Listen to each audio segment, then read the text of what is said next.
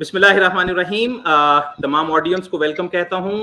Aptech का initiative project TTF transform the future last year 2020 में हमने फर्स्ट टाइम इसको ऑर्गेनाइज किया जब सारी सिचुएशन लॉकडाउन में चली गई, लेकिन हम इंडिपेंडेंस डे को फिर भी सेलिब्रेट करना चाहते थे। तो we actually were finding some ways कि किस तरह से हम जो है वो इस इंडिपेंडेंस को सेलिब्रेट कर सकें। तो लास्ट टाइम हमने ये इनिशिएटिव लिया प्रोजेक्ट TTF का, और बड़ा सक्सेसफुल रहा। इस दफ़ा फिर अगेन प्रोजेक्ट TTF वर्जन 2.0 हमने इसको लॉन्च किया, और फिर हमने जो हमारे डिग्निटरीज थे, इंडस्ट्री के जो एक्सपर्ट थे, उनसे हमने रिक्वेस्ट करना शुरू की। मैं आपके साथ इस वक्त मौजूद हूँ, मेरे आप साथ में स्क्रीन में देख रहे हैं, किसी तारीफ के मोहताज नहीं हैं। कासिम अली शाह साहब, ये मेरे टीचर भी हैं, ये मेरे मेंटोर भी हैं। मैं इनके सेशन देखता रहता हूँ, इनके सेशन सुनता रहता हूँ।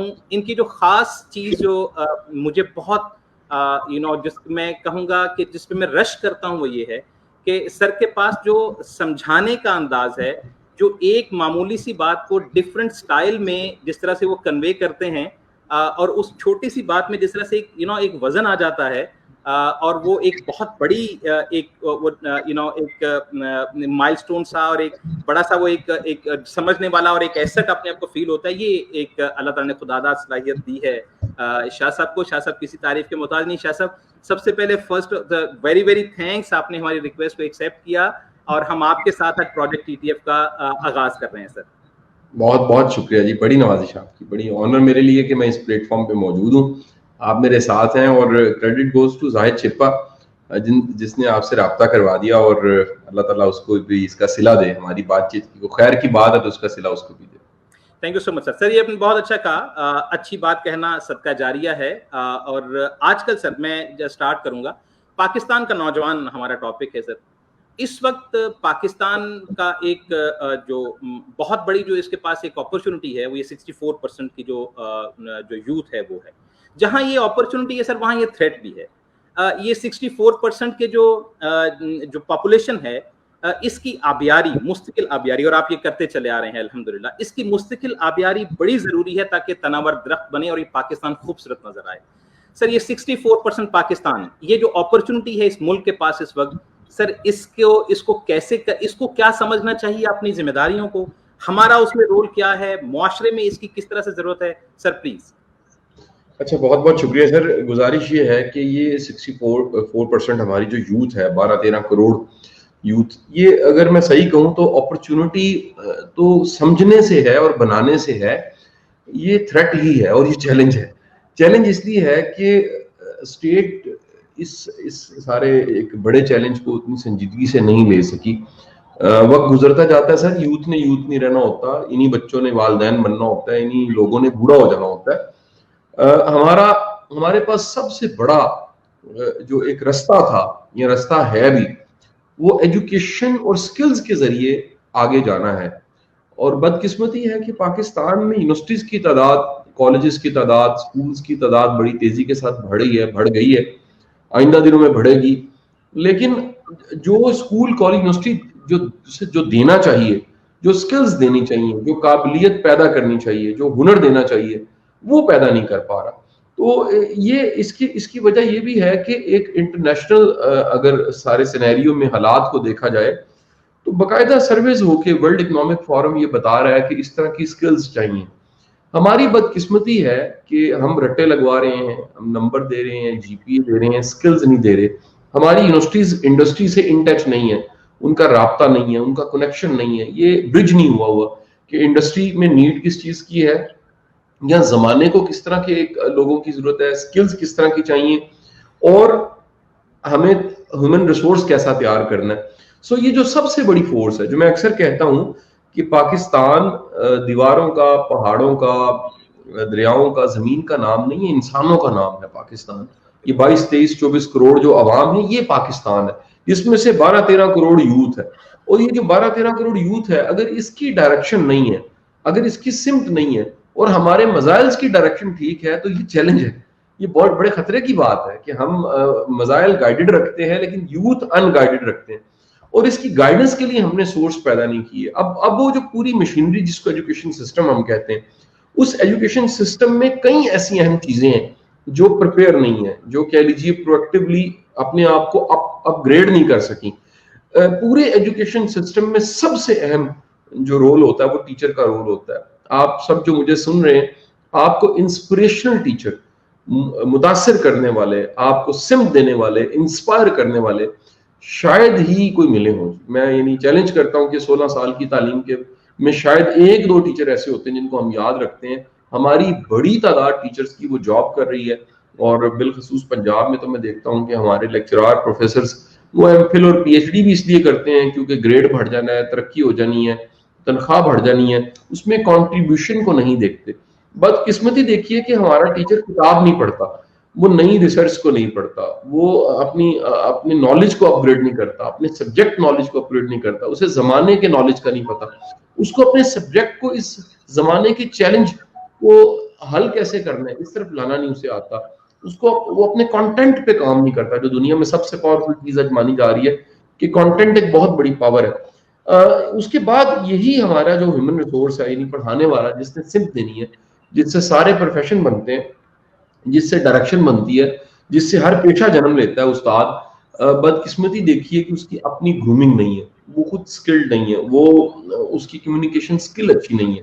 ایک بڑی تعداد یونیورسٹیوں میں آپ کو ایسے لوگوں کی ملے گی جن کو پڑھانا نہیں آتا, جن کو کمیونیکیٹ کرنا نہیں آتا, جن کو کلاس ہینڈل کرنی نہیں آتا, جن کو لیسن پلان کرنا نہیں آتا, جنہوں نے کوئی ڈیزائن نہیں پڑھا ہوا کہ کس طرح سے ایک بچے کو ایک فارمیٹ طے کر کے ایک ویژن اور اسٹریٹجی کے ساتھ آگے لے کے جایا جاتا ہے. تو جب آپ ہیومن ریسورس کی بات کرتے ہیں, جس ہیومن ریسورس نے ہیومن ریسورس کو سمت دینی ہے, تو وہ چیلنج ہے. نمبر 2 آ جاتا ہے اسی ایجوکیشن سسٹم میں نصاب اور جو پڑھایا جا رہا ہے اس کی بات آتی ہے. بدقسمتی دیکھیے جو 80s میں ہم پڑھا رہے تھے, 21ویں صدی آ گئی ہے, 2021 چل رہا ہے, اس میں بھی ہم وہی پڑھا رہے ہیں. نہ ہم اپ گریڈ ہم نے فزکس کی ہے, نہ کیمسٹری کی ہے, نہ میتھس کی ہے, نہ بایولوجی کی ہے. چند دن پہلے میں کمپیوٹر کی کتاب دیکھ رہا, فلاپی ڈسک اور یہ چیزیں اس میں مینشن تھیں. یعنی ہم کمپیوٹر کی کتابوں میں بھی آج کلاؤڈ کا زمانہ آ گیا ہے, آج ای کامرس ہو رہی ہے, آج ایک موبائل فون پہ بیٹھ کے بندہ بزنس کر رہا ہوگا, ایک لیپ ٹاپ کھول کے دنیا کی بڑی کمپنی ایک سی او چلا رہا ہوتا ہے. تو آج ہم فلاپی اور ڈسک پڑھا رہے ہیں, جو کہ ایک کہہ لیجیے ایک چیلنج ہے ہمارے لیے. ہم نصاب کو ایک کرنا چاہتے ہیں, اور ہو بھی رہا ہے, آپ کو پتا ہے اس وقت تو سنگل کریکولم پہ بڑا کام ہو رہا ہے, لیکن اس کی پریپریشن ہم نے نہیں کروائی. یعنی ہم ایک دم سے نافذ کر رہی ہے, بالکل ایسے ہی جیسے مارشل آرٹ نافذ ہوتا ہے اور اچانک سے جو ہے وہ ایک حکومت ختم ہو جاتی ہے اور فوج کی حکومت شروع ہو جاتی ہے. ہم ایک نصاب دینا چاہتے ہیں, ہم نے اس پہ ورکنگ ہی نہیں کی کہ پاکستان کتنا ورسٹائل ملک ہے, اس کے کلچر کتنے ورسٹائل ہیں, اس کے لوگ کتنے ورسٹائل ہیں. ہم کچھ ایک بنیادی کچھ چیزیں بنا لیتے, یعنی وہ کہہ لیجیے جو پاکستانیت پیدا کرتی ہیں, جو ایک کلچر, ایک ورسٹائل کلچر کو ایکسیپٹ کرنا, جو تنوع کو, جو کہہ لیجیے ورائٹی ہے, اس کو ایکسیپٹ کرنا ہمیں سکھا دیتا.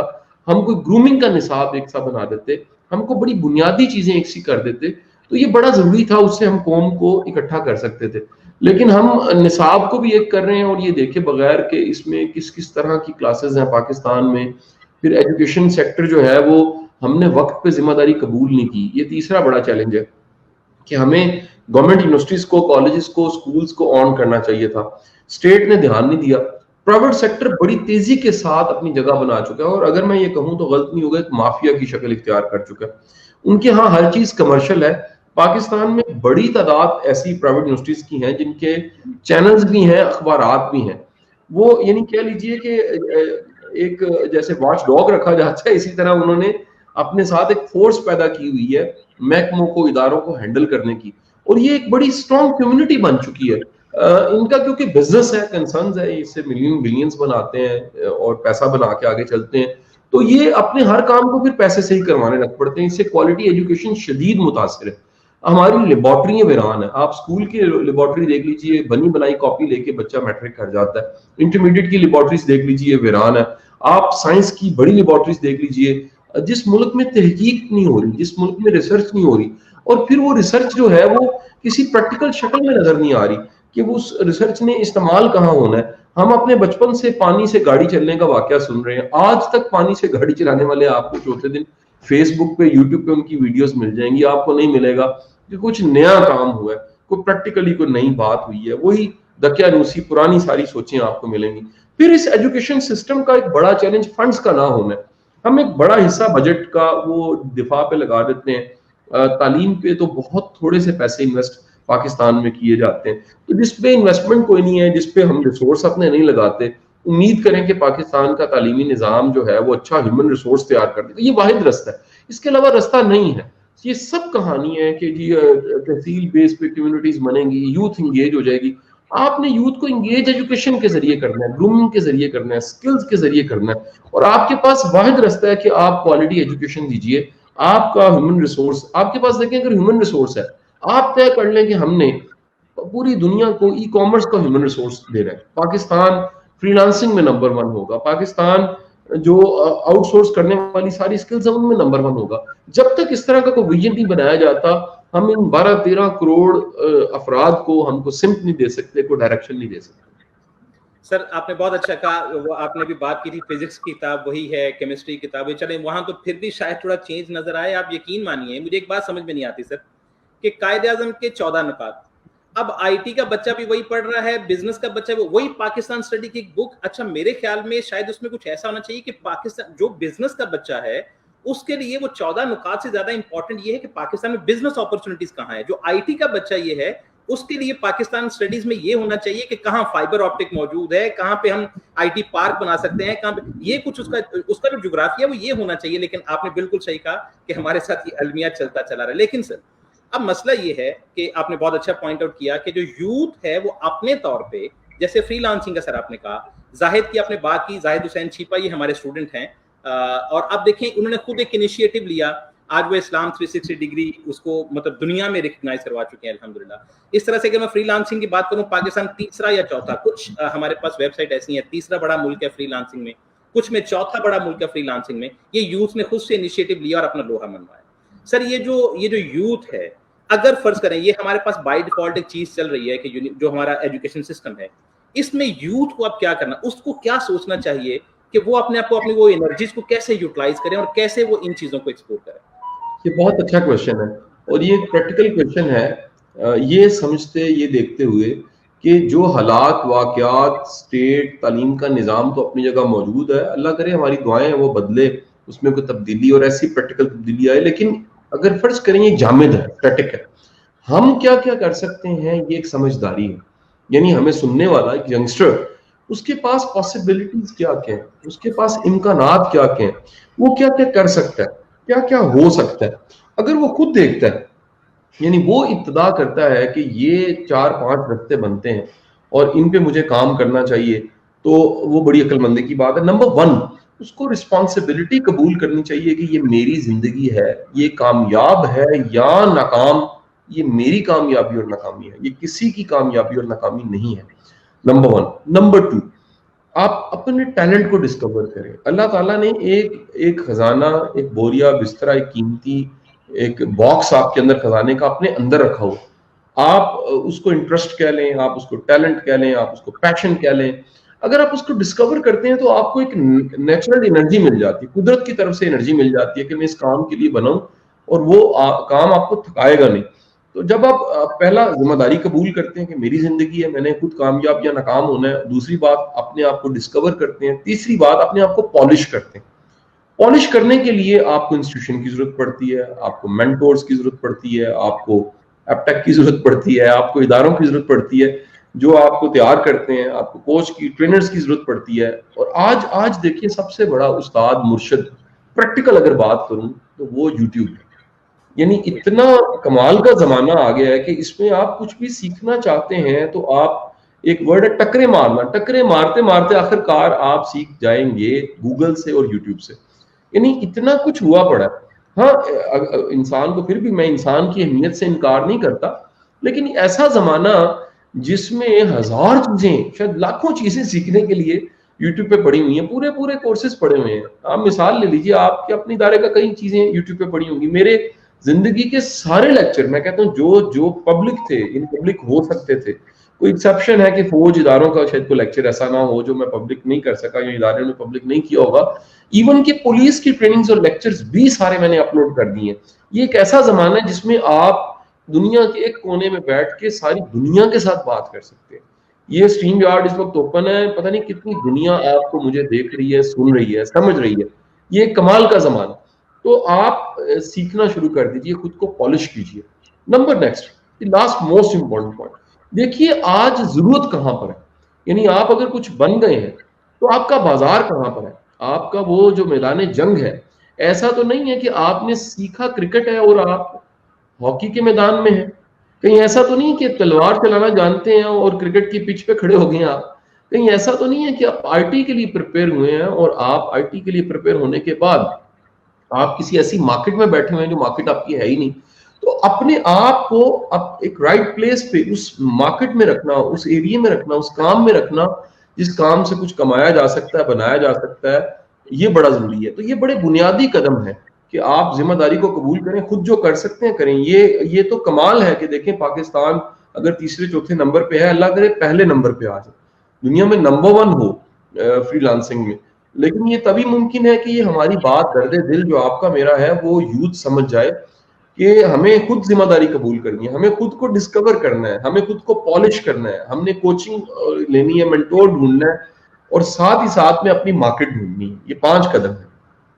سر بہت اچھا آپ نے گائیڈ کیا. اب سر ایک چیز جو میں یوتھ میں, کیونکہ جیسے آپ نے بالکل صحیح کہا, آپ کا تو ماشاءاللہ انٹریکشن یوتھ کے ساتھ ہوتا رہتا ہے, کہ ہمارے پاس بھی زیادہ یوتھ پڑھنے کے لیے آتی. ایک چیز سر میں فیس کرتا ہوں, فیل کرتا ہوں, ایٹیٹیوڈ ڈیولپمنٹ. جیسے آپ نے کہا لرننگ کا ایٹیٹیوڈ ان کو اپنے اندر ڈیولپ کرنا چاہیے. ایٹیٹیوڈ جو ڈیولپمنٹ ہے ان سائڈ, یہ سوشل جو آپ کے پاس ڈفرنٹ چیزیں ہوتی ہیں چھوٹی چھوٹی, وہاں سے ڈیولپ ہو رہا ہوتا ہے. ہم سوشلی جو ہمارے سراؤنڈنگ میں چیزیں ہیں, ہم ان کو ہی شاید اپنے اوپر پریکٹیکل نہیں کر پاتے. جیسے میں اکثر ایگزامپل دیتا ہوں, میں آج دبئی پہنچوں, سب سے پہلے پتا کروں گا کہ وہاں پہ رولز اور لاز کیا ہیں, مجھے کن کو فالو کرنا ہے کن کو نہیں. لیکن پاکستان میں ہم پتہ نہیں کیوں ان چیزوں کو فیل کرنے کے لیے تیار ہی نہیں ہوتے. سر اس کو آپ کیسے, اس وقت ہمارے پاس تقریباً 200 کے اراؤنڈ لوگ آپ کو لائیو دیکھ رہے ہیں, یہ جو 200 یو ابھی اس وقت ہمارے پاس موجود ہے, اس کو سر آپ کیسے ہم ان کو گائیڈ کر سکیں کہ یار یہ جو سوشل رسپانسبلٹی, سب سے پہلے یہ بہت امپورٹنٹ ہے, پھر وہ ایٹیٹیوڈ ڈیولپ ہوگا تو پھر پروفیشنلی بھی آپ کو سپورٹ کرے گا. اس کے 2 حصے ہیں. ایک تو ایکٹیو سٹیزن شپ کا سبجیکٹ ہمیں کورس میں انٹروڈیوس کروانا چاہیے. ایک متحرک شہری, ایک ایسا شہری جو اپنی ذمہ داری قبول کرتا ہے, جو اچھا ہمسایہ بنتا ہے, جو اچھا شہری بنتا ہے, جو اچھا پاکستانی بنتا ہے, جو اپنی ذمہ داری کو سمجھتا ہے, قبول کرتا ہے کہ یہ میرے کام ہے, یہ میرا ملک ہے, یہ کوڑا اٹھانا ہے میں نے اپنے گھر کا, صحیح جگہ پہ پھینکنا ہے میری ذمہ داری ہے, ڈرائیو میں نے صحیح کرنا ہے, اشارے پہ روکنا ہے میری ذمہ داری ہے.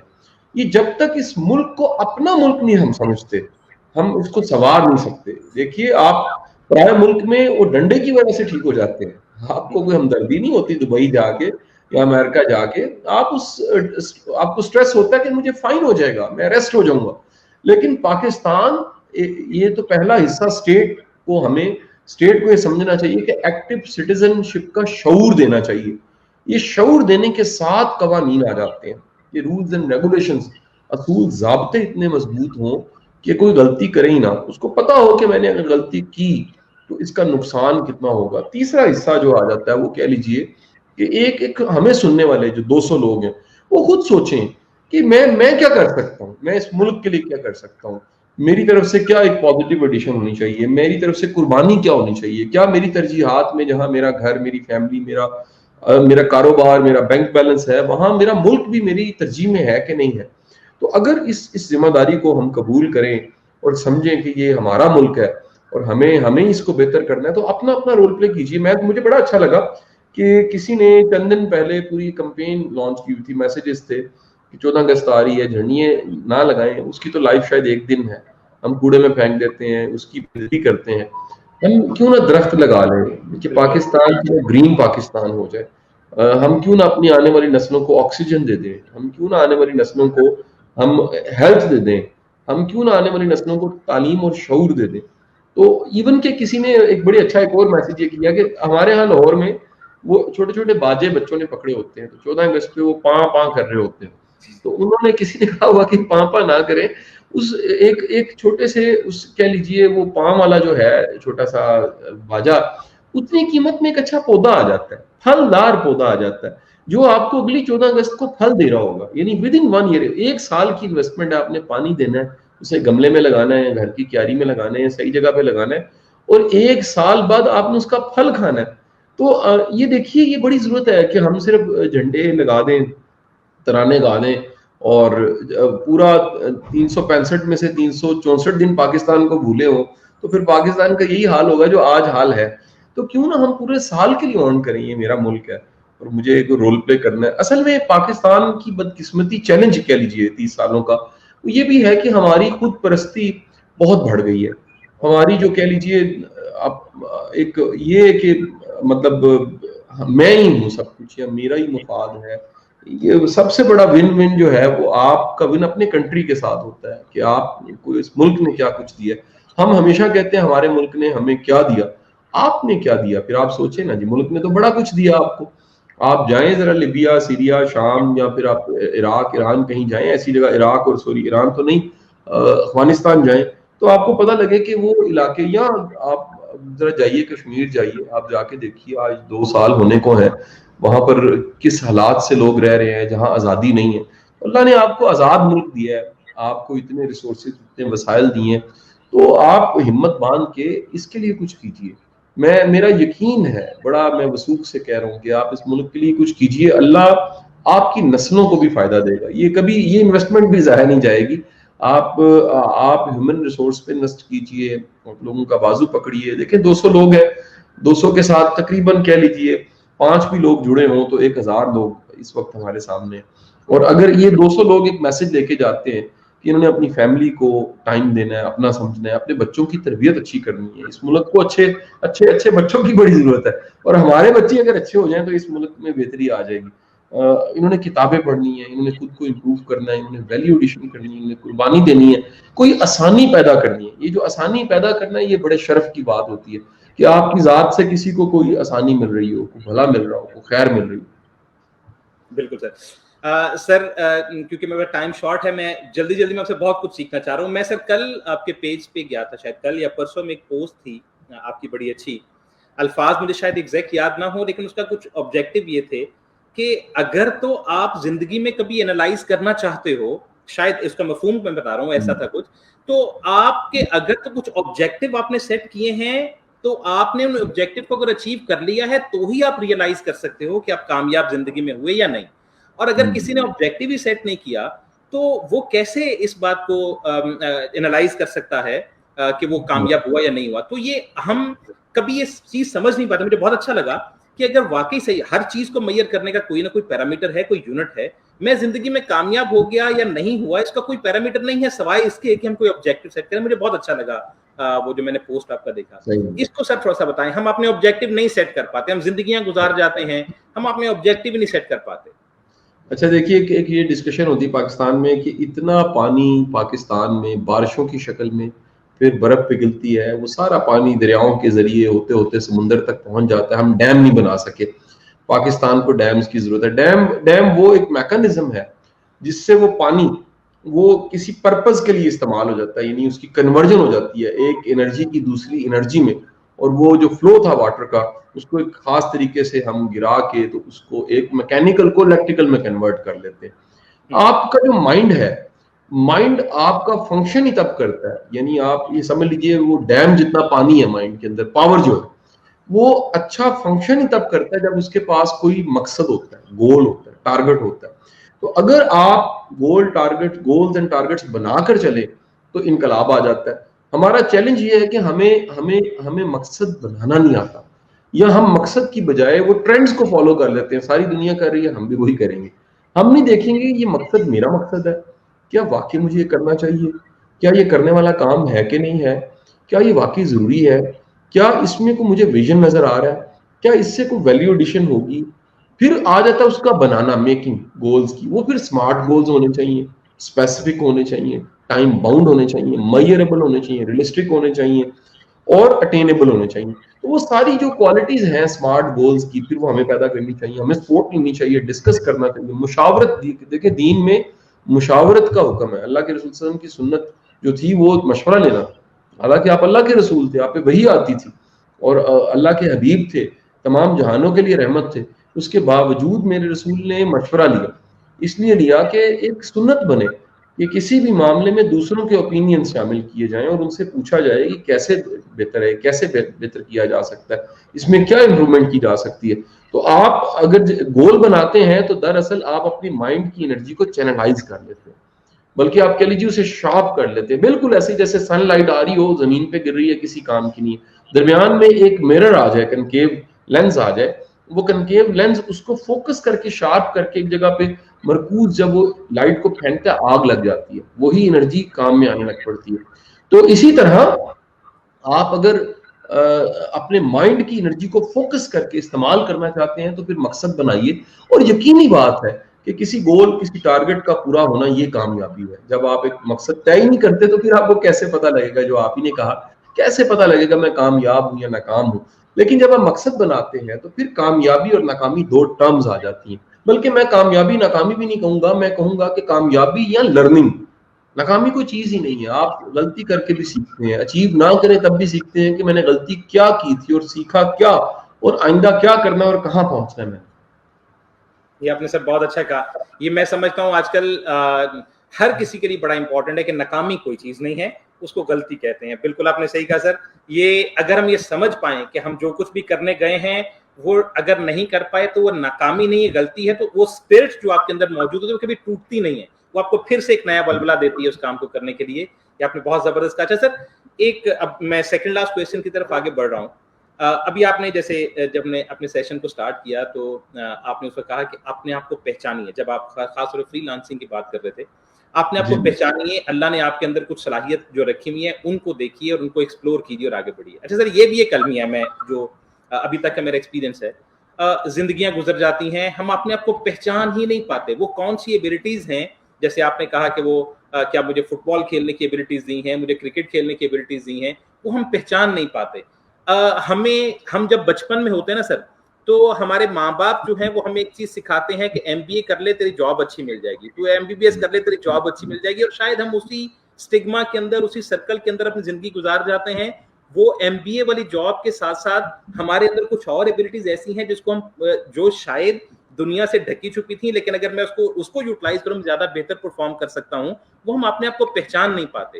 کیا سر ایسی چیزیں ہو سکتی ہیں کہ ہم اپنے اندر اپنے آپ کو جھانک سکیں اور یہ دیکھ سکیں میرے اندر جو وہ جاوید اقبال بیٹھا ہوا ہے کون سا والا جاوید اقبال ہے؟ اچھا سر, دیکھیے ہماری جو پہچان ہے, یعنی سیلف ڈسکوری, اپنی شناخت, خود کی پہچان, اپنے اندر کو پہچاننا, اس میں صرف پروفیشن نہیں چھپا ہوتا, اس میں پوری زندگی چھپی ہوتی ہے.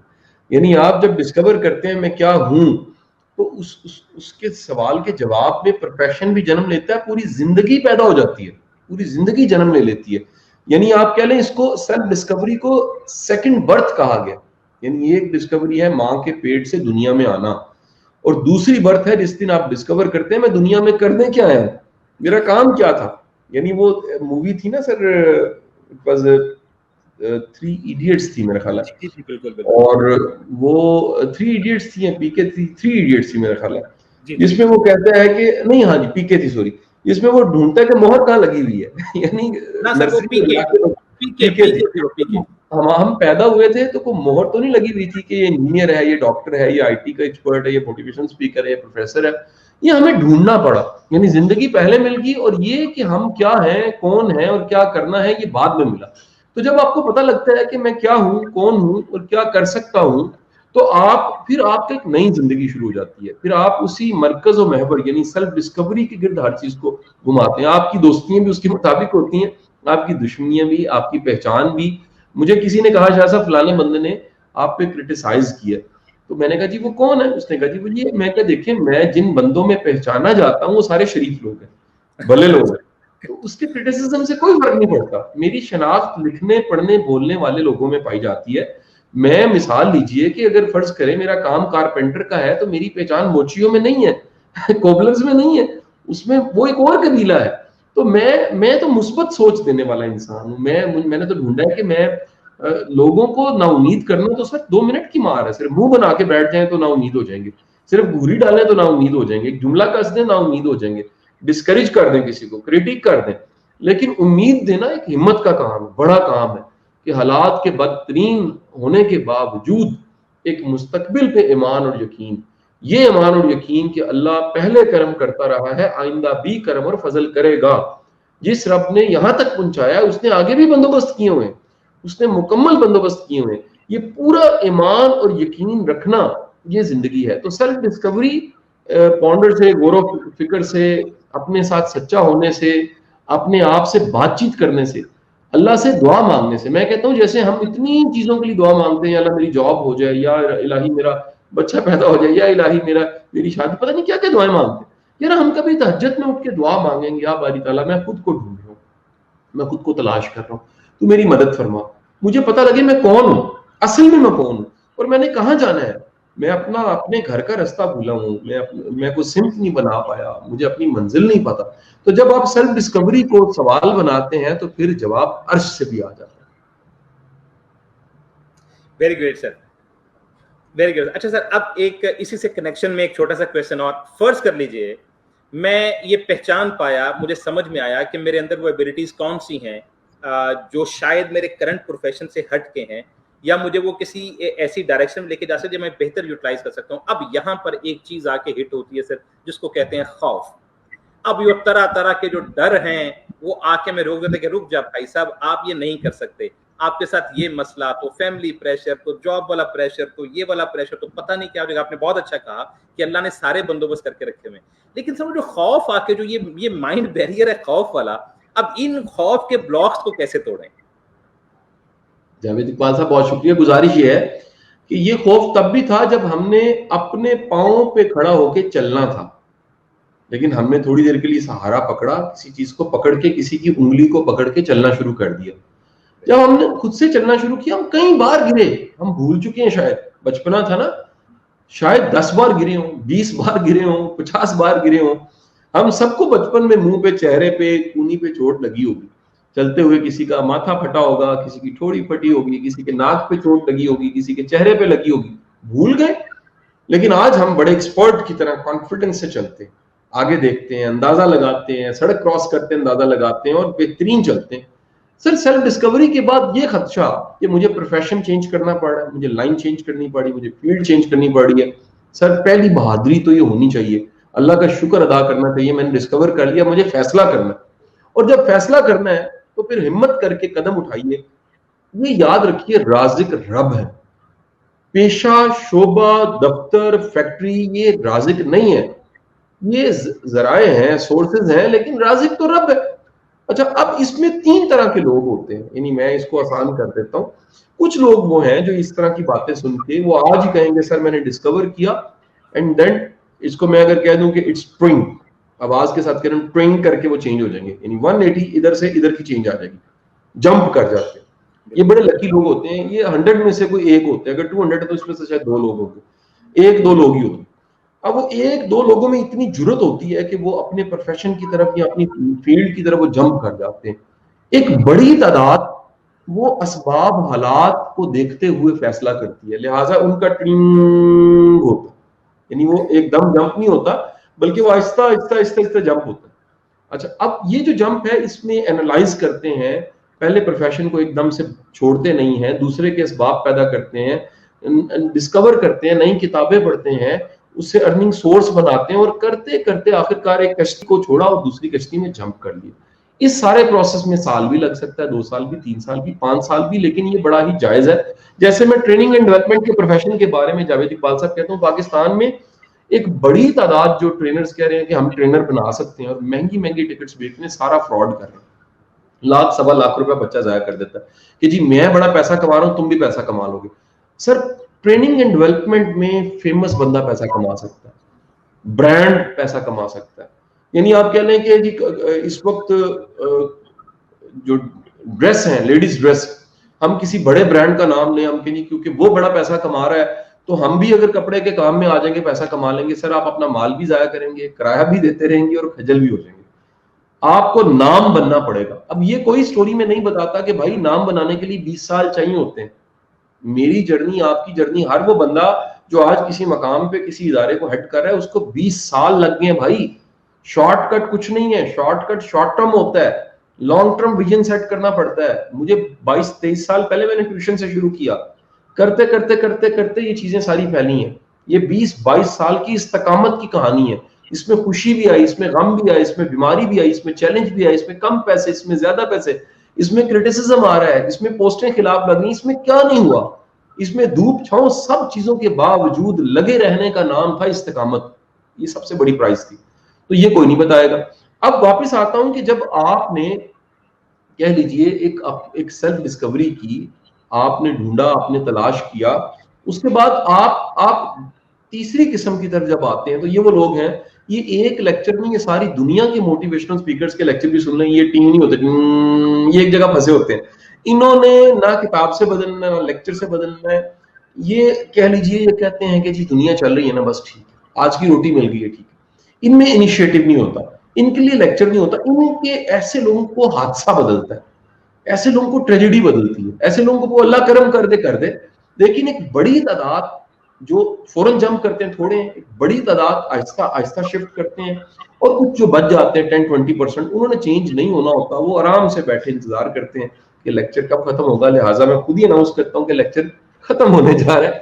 بہت بہت شکریہ جاوید اقبال آپ سب, آپ کا ایپٹیک کا شکریہ, میری دعائیں ہیں آپ کے ادارے کے لیے, اللہ ڈھیروں کامیابیاں عطا فرمائے. اور وہ تمام لوگ جو مجھے سن رہے ہیں, اللہ تعالیٰ آپ سب کو شاد آباد رکھے, اللہ میرے ملک کو بھی شاد آباد رکھے. استقامت کی دعائیں, کامیابی کی دعائیں, میری بیسٹ وشز آپ کے لیے. میں معذرت کروں, میرا کچھ وقت محدود سا وقت ہے. میں بالکل, آپ نے مجھے 40 منٹ کا ٹائم کہا تھا, میں کہنے والا تھا, صرف میرے کو 4 منٹ بچے ہیں.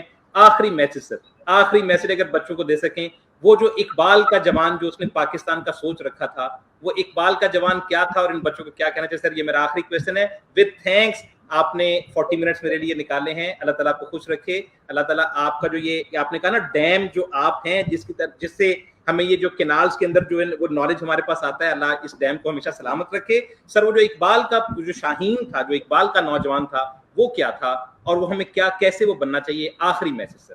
اچھا دیکھیے, وہ اقبال کا سارا میسج خود ہی کے گرد گھومتا ہے, اور خود ہی بھی سیلف ڈسکوری ہے, اپنا دی بیسٹ پوٹینشیل نکالنا. اور اس دی بیسٹ پوٹینشیل کو جب آپ ڈسکور کرتے ہیں, خود ہی کا سر نہاں لا الہ الا اللہ, تو پھر آپ کو پتہ لگتا ہے کہ دراصل یہ اللہ کی دین تھی, یہ اللہ کی مہربانی تھی, یہ اللہ نے آپ پہ عطا کی, اللہ نے کرم کیا اور آپ کو اپنا بیسٹ پوٹینشیل اور ٹیلنٹ دے دیا. جب آپ وہ ڈسکور کر لیتے ہیں تو پھر اسے اللہ کی مخلوق کی خیر میں لگا دیتے ہیں. تو ایک سٹیپ ہے سیلف ڈسکوری, اور دوسرا ہے سروس. یہ ساتھ جوڑیے زندگی میں, یعنی نہ یہ بھی کافی نہیں ہے کہ آپ میں سیلف ڈسکوری ہو, اور یہ بھی کافی نہیں خدمت ہو.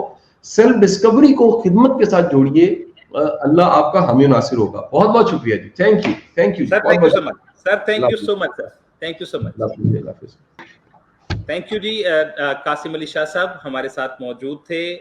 قاسم علی شاہ صاحب جیسے میں نے آپ کو پہلے ہی بتایا کسی تعریف کے محتاج نہیں ہیں.